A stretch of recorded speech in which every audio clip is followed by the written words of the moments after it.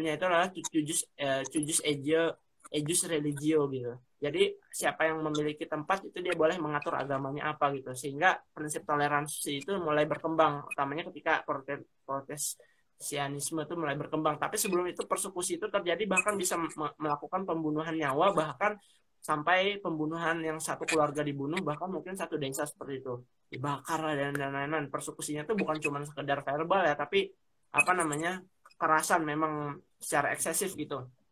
Mungkin bisa sampai genosida seperti itu terhadap orang-orang ahlul kitab ini gitu, karena dia mempercayai apa Isa sebagai Al-Masih seperti itu, Isa sebagai Al-Masih. Nah waktu itu juga apa akidahnya Konsil Nisea itu belum populer karena ahlul kitab itu pada masa itu masih agama yang lurus gitu, agama yang hanif gitu, menyembahnya Allah gitu, monoteis seperti itu, monoteis. Nah lalu pemuda-pemuda ini dia dikatakan masih muda dan apa memiliki keturunan bangsawan seperti itu, karena mereka apa mungkin misalkan gini, lingkungan keluarga bangsawan kan mungkin mayoritas masih pagan, tapi mereka bisa memutuskan saya beriman kepada yang maha satu seperti itu, maha tunggal, nah maha esa seperti itu. Lalu raja tuh nggak suka dengan mereka kayak gitu, karena nanti otomatis akan ada yang memihak ke mereka gitu. Harusnya di kerajaan itu manajemennya tuh klop gitu bahwa masih pagan gitu. Tapi kalau ada yang sudah tidak pagan lagi, wah harus ditindak nih gitu. Tapi karena dia anak bangsawan, dia nggak bisa serta-merta raja langsung menghukum, karena kan mungkin bapaknya, keluarganya masih berpengaruh. Lalu dikasih peringatan, ditangkap kayak gitu. Ya mungkin dilepas, kamu harus berpikir lagi gitu. Kalau tidak saya akan memberikan apa namanya hukuman. Tapi akhirnya mereka berpikir kayaknya kita nggak mungkin bertahan mungkin dengan kondisi persekusi yang masif dilakukan oleh kerajaan. Yang lain mungkin ahlul kitab yang lain, yang rakyat biasa mungkin dibunuhi dan lain-lain hanya karena mereka apa namanya apa bangsawan, mungkin mereka masih bisa selamat gitu, masih bisa menunda istilahnya apa namanya kesengsaraan mereka terhadap persekusi yang dilakukan. Lalu akhirnya mereka memutuskan oke, saatnya kita pergi dari sini gitu. Dengan kondisi apa namanya, kalau saya mengimajikan ya, mungkin mereka pada masa itu tuh mereka perginya itu di kala matahari belum terbit, lalu mereka tuh apa intinya pergi keluar dari kota itu gitu, karena kalau mereka masih di kota itu mereka akan tertangkap oleh tentara, dipersekusi, mungkin bahkan berakhir dengan kematian. Tapi mereka berhusnuzan, mereka meyakini agama Allah itu harus diselamatkan gitu. Kalau tetap terjadi seperti ini, persekusi yang dilakukan Kaisar Decius itu atau Dakianus itu, maka agama Allah ini tidak ada yang menolong, maka tidak terselamatkan gitu akidahnya gitu. Karena yang penting itu pemikiran monoteisnya itu kan. Lalu mereka memutuskan oke, kita pergi sebelum matahari terbit. Nah makanya kenapa mereka bisa sampai tertidur gitu, karena mungkin ketika mereka memutuskan untuk singgah di gua dan beristirahat itu mungkin mereka sudah dalam keadaan lelah. Ibaratnya gini, kita itu kalau masih belum capek kan kadang kita susah tidur ya, masih belum capek nih. Coba cuman bayangin nih, kalau misalkan di Istanbul nih, kita udah dari Eropa ke Asia, pasti tuh capek tuh, pasti capek. Lalu sampai rumah tuh bentar mandi dikit langsung ketiduran. Nah mungkin analoginya kayak gitu. Jadi mereka dengan keadaan hejan atau inilah apa namanya merak lah gitu, khawatir gitu kan, kita harus menghindari apa namanya persekusi, keluar dari kota. Sejumlah pemuda ini akhirnya udah capek mendapatkan gua, ayo kita istirahat di gua ini, Allah mengilhamkan istirahatlah di gua ini, mungkin kan seperti itu. Lalu mereka istilahnya ya leye-leye, tahu-tahu ketiduran kan, saya ketiduran taunya 300 tahun ketiduran gitu kan. Nah di situ kan apa namanya ada hikmah besar sebenarnya ketika Allah apa namanya menidurkan mereka, karena Allah tuh tahu orang yang benar-benar bersungguh-sungguh dalam agamanya gitu. Jadi bayangin ya, kalau mereka nggak berpikir, kalau mereka cuma memikirkan untuk diri mereka sendiri, mungkin Allah tidak akan memberikan apa mukjizat tidur itu gitu. Tapi husnuzon saya, mereka tuh meyakini bahwa mereka harus menyelamatkan akidah ini gitu. Akidah ini harus mereka selamatkan, dan mereka pemuda masih kuat gitu. Kita harus bisa nih. Lalu mereka keluar dari kota dengan harapan oke, kita nanti pergi ke tempat mana gitu, tapi kita istirahat dulu.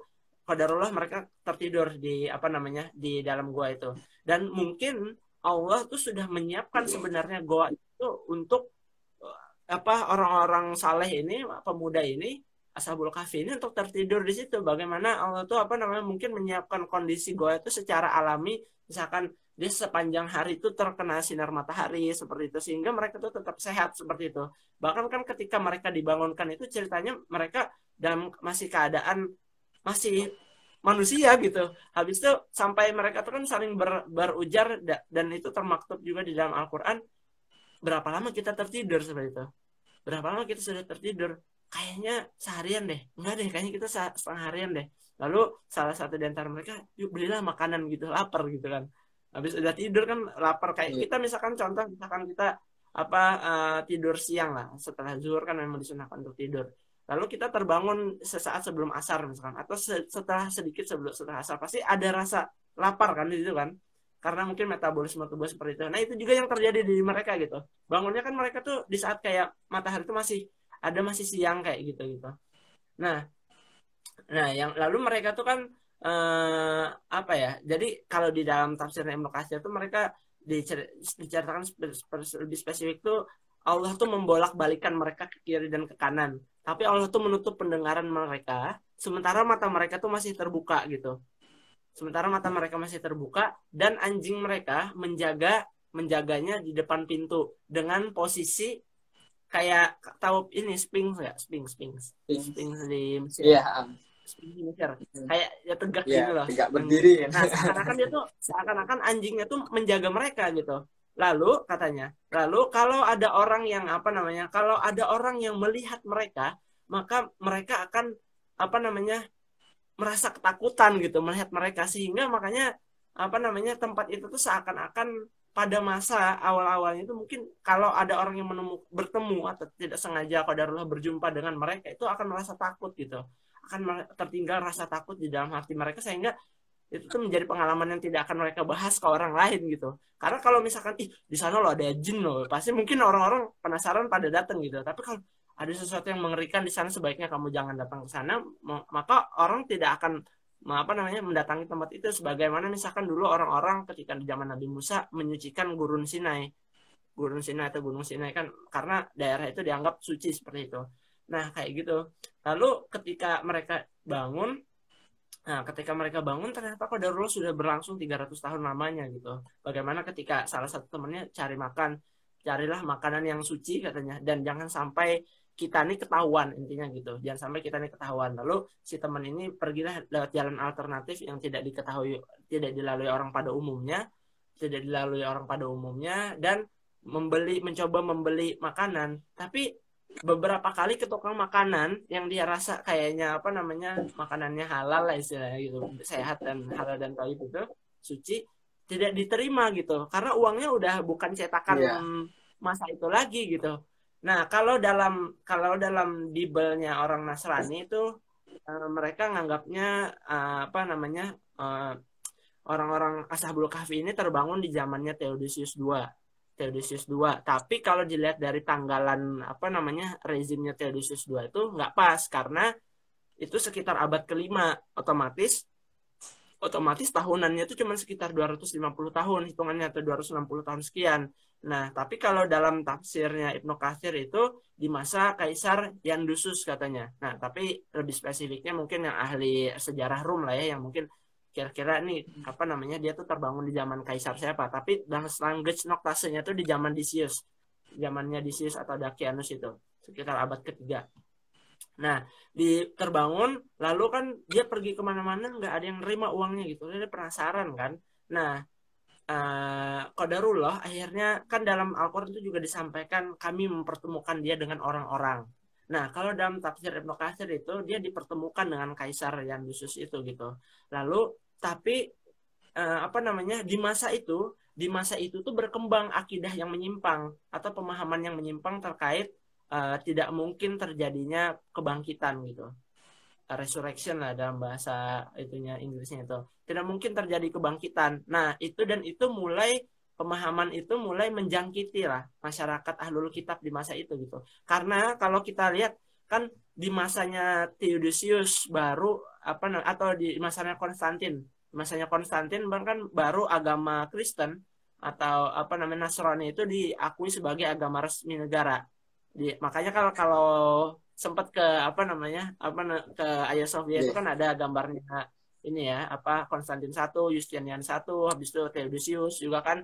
Misalkan Theodosius itu kalau nggak salah itu yang ngasih benteng, yang gambar yang ngasih benteng itu, benteng ke Hagia Sophia tuh itunya Theodosius tuh. Nah, apa namanya? Jadi dia dipertemukan dengan orang-orang, which is ya katanya dipertemukan dengan si raja itu, karena pada masa itu berkembang akidah bahwa tidak mungkin terjadi kebangkitan gitu. Dalam artian, nah lalu Allah dengan membangunkan para pemuda ini, Allah tuh menganulir pemahaman seperti itu gitu, bahwa tidak dengan kekuasaan Allah yang maha itu kebangkitan itu bisa terjadi gitu, sebagaimana Ashabul Kahfi ini dibangkitkan seperti itu. Mereka kan saat 300 tahun seakan-akan seperti tertidur saja gitu. Seperti tertidur, bangkit tuh dengan keadaan mereka sebagaimana jadi manusia biasa gitu. Mereka ya beraktivitas gitu, beraktivitas dan apa namanya? Maksudnya kayak orang juga, walaupun bajunya tuh udah beda, modanya itu pasti beda. Taruhlah gini, tahun 90-an mungkin di Indonesia tuh modanya lagi cut bray. Iya. Tapi di tahun sekarang tuh mungkin Udah beda celananya lagi. udah celana pensil.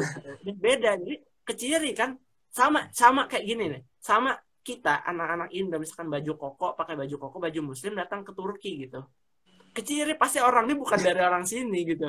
Iya. Kayak gitu. Nah, itu yang terjadi, makanya mereka tuh keciri nih orang kayaknya bukan dari sini gitu. Padahal yang kalau salah satu Ashabul Kahfi yang mencari makanan itu tuh, ini tempat yang biasa aku lalui, ini aku tahu dulu di sini ada bangunan ini, di sini ada itu, di sini ada itu gitu. Tapi kenapa sekarang semuanya berubah gitu?